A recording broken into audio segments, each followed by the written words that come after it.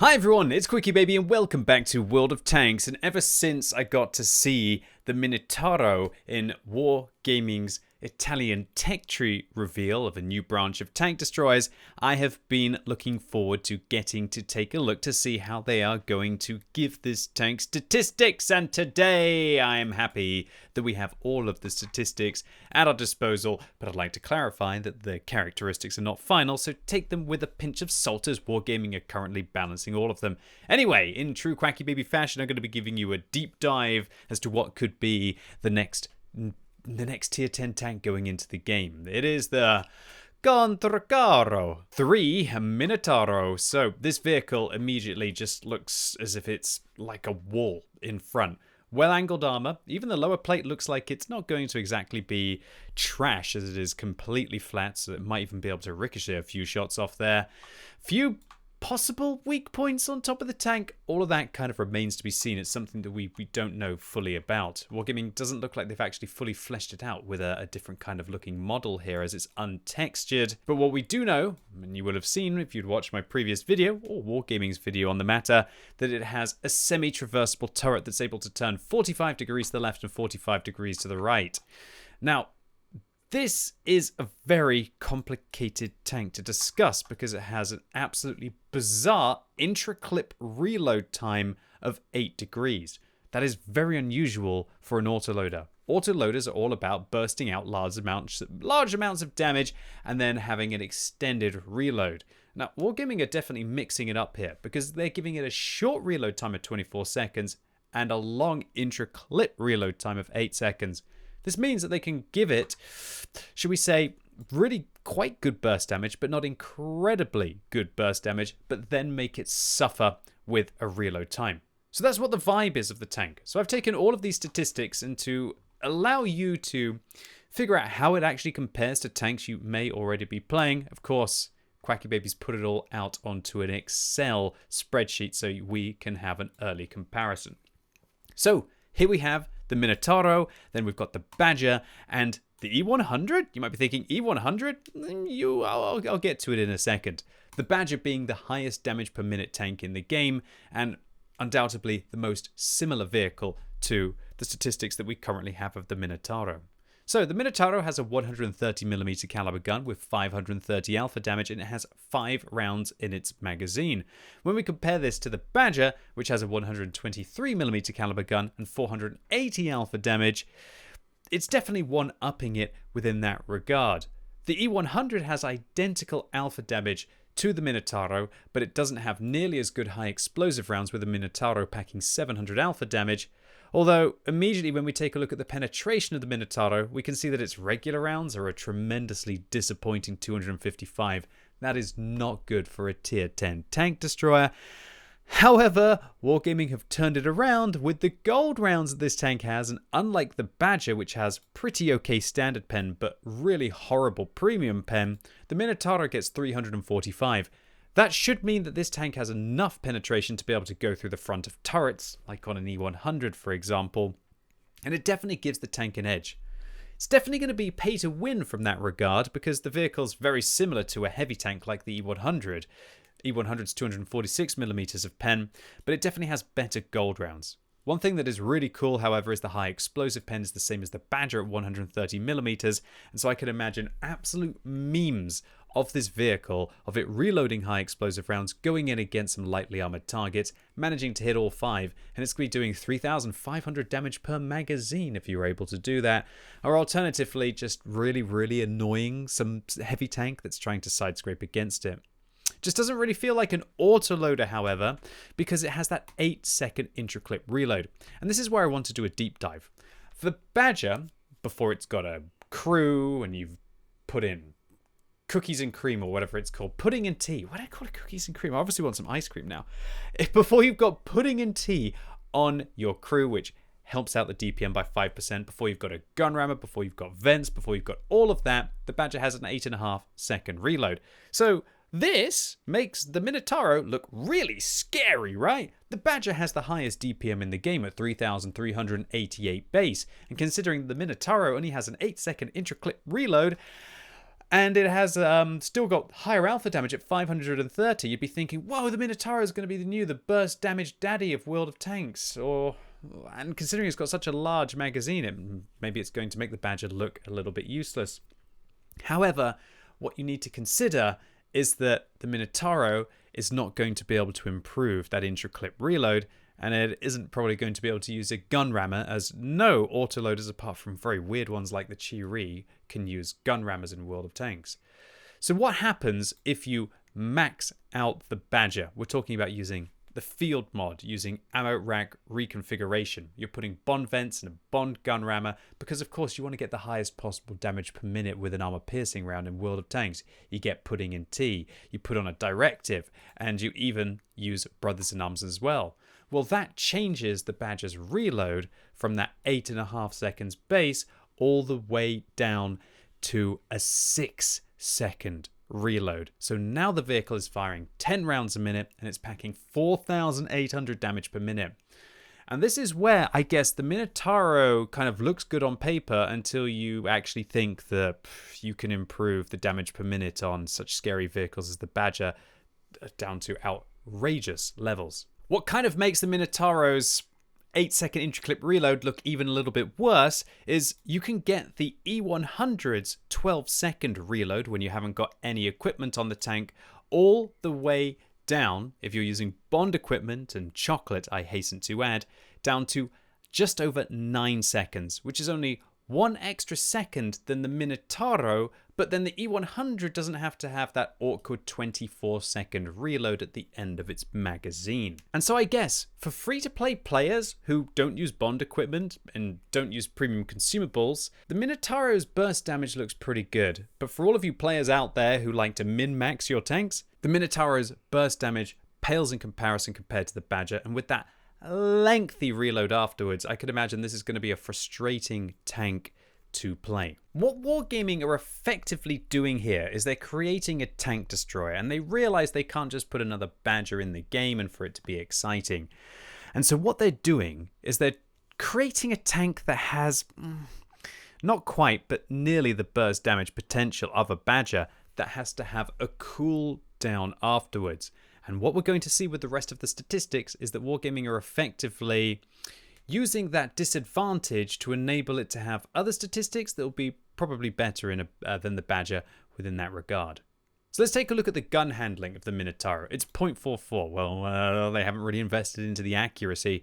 Wargaming clearly don't want this thing to be a long-range sniper, and that is a horrendous accuracy. It's such a bad accuracy that it's probably even going to be annoying in close quarters combat if that's the way that it stays. The aim time of 2.3 seconds doesn't really fill me with any huge promise, as the Badger is significantly better than that, but one thing that does rock about this tank is the 10 degrees of gun depression. That's going to allow it to be very flexible indeed on a ridge line, and it will allow it to use positions that other tanks can only really dream of that have such big damage potential. Apart from the Badger has 10 degrees as well.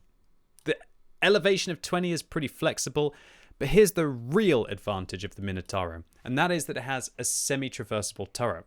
Now, it's not nearly as good as the E100's completely traversable turret, but it can aim 45 degrees to the left and 45 degrees to the right, a lot like an FV4005.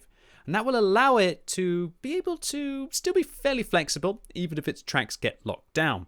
Although not incredibly flexible, and it's going to be so easy to be able to track this tank and be able to get up along its side.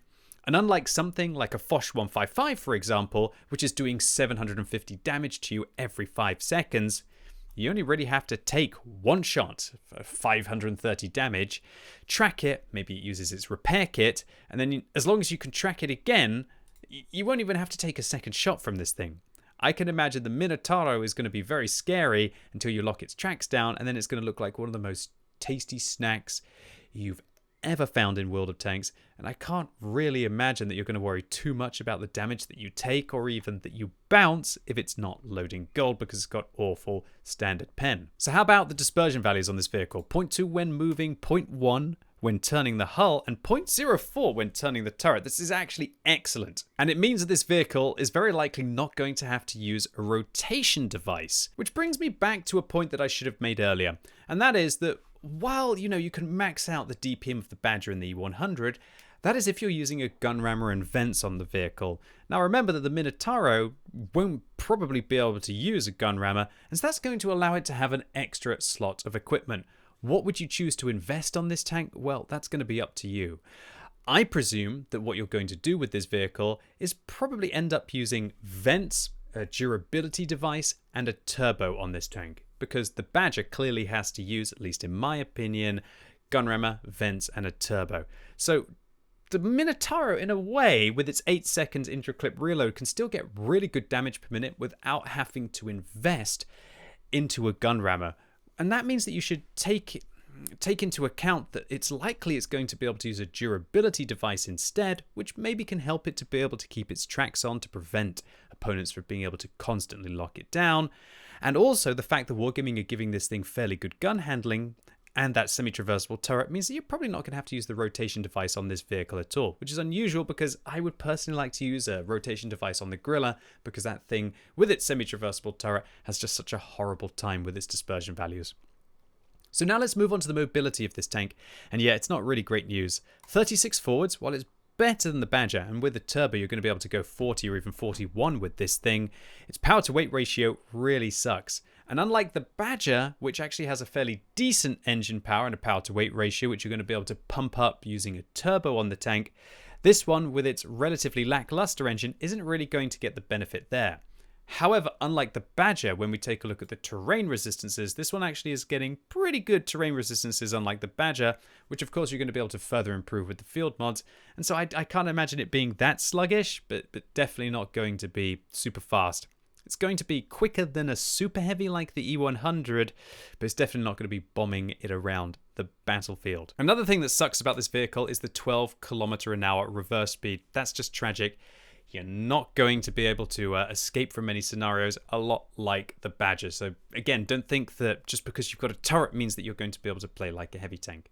Now, one thing that's absolutely bizarre about this thing is the armor. Wargaming are saying that it's going to have 300 millimeters of frontal protection. But when we look at the Badger has 355 millimeters of frontal protection. Now, where exactly does the Badger actually have 355? Well, we can see it's only around the mantlet.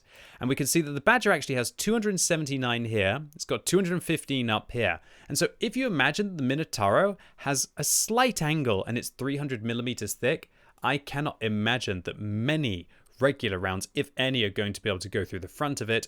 And even gold rounds with about 320 millimeters of pen, they're not going to stand a chance, especially if the Minotauro ends up using its gun depression. If it's anything like the Badger, nothing is going to be able to go through it apart from the thickest penetration, like on the E100. However, you know, the Badger has that awful kind of lower plate weakness unless it's really hiding it over a ridgeline. So we just got to wait to see whether this Minotauro is also going to have a horrible weak point on the bottom. And also whether Wargaming decide to try and balance this vehicle by giving it weak points on top. All of that we can only guess. My presumption is that Wargaming really want to make this thing an absolute super heavy juggernaut in the front. And if they do that, yeah, this thing could be a very good assault tank destroyer. I'd like to give a passing mention, however, to the awful side armor of 75, both on the turret and on the hull. So as soon as your opponents get an angle on this thing, it's really not going to work out. And even from a semi-angle like this, I can imagine them absolutely blazing through this vehicle, especially with high explosive anti-tank rounds. Final mention, I want to give reference to the 2,100 hit points this vehicle gets. Pretty good for a tank destroyer. Obviously not nearly as good as a heavy tank. And I do expect that people are going to end up using the durability device on this vehicle, which will probably pump up that hit points to about the 2,300 and odd mark if you end up getting the durability slots on this tank as well. View range of 390, that's not great, but it's not awful. As long as you've got a good crew, you should be able to get up to a decent amount of view range. But it looks like Wargaming are truly trying to make this thing not a sniper. Although, you know, when you end up on a map like Prokhorovka and Malinovka, it doesn't matter what Wargaming want the tank to be. Sometimes you have to be the tank that is needed for the situation. And so all in all, the Minotauro, let me try and sum it up for you. So what Wargaming are trying to do is they're trying to make a more flexible Badger that has nearly the burst damage potential of the Badger with more opportunity to invest into other statistics. The Badger is still going to be the best when you fully elite that tank and you just want to have it for frontal destruction. And it's going to be very interesting for me to see how Wargaming are going to statistically balance out the Minotauro to not make it just like a better Badger. And I think it'll come down to the fact that its DPM is still going to be very limited, and to have that 24-second reload after you've dumped out the 5 rounds is going to be truly damning for this tank. It's not really a tank destroyer with regards to alpha damage. It's not really a tank destroyer with like the Foch 155 is, where it's doing 2,250 damage within 10 seconds. This thing's doing 2,650 over 32 seconds. This thing is going to be a bit of an enigma, and I don't really want to guess too much about the vehicle until I get it on a test server. And this is going to be one of those tanks that I'll have to play a lot on a test server and really look hard at the statistics that I can develop over 10, 20, 30, 40, 50 games, put it in a variety of scenarios to see what its all-in-all statistics are going to be.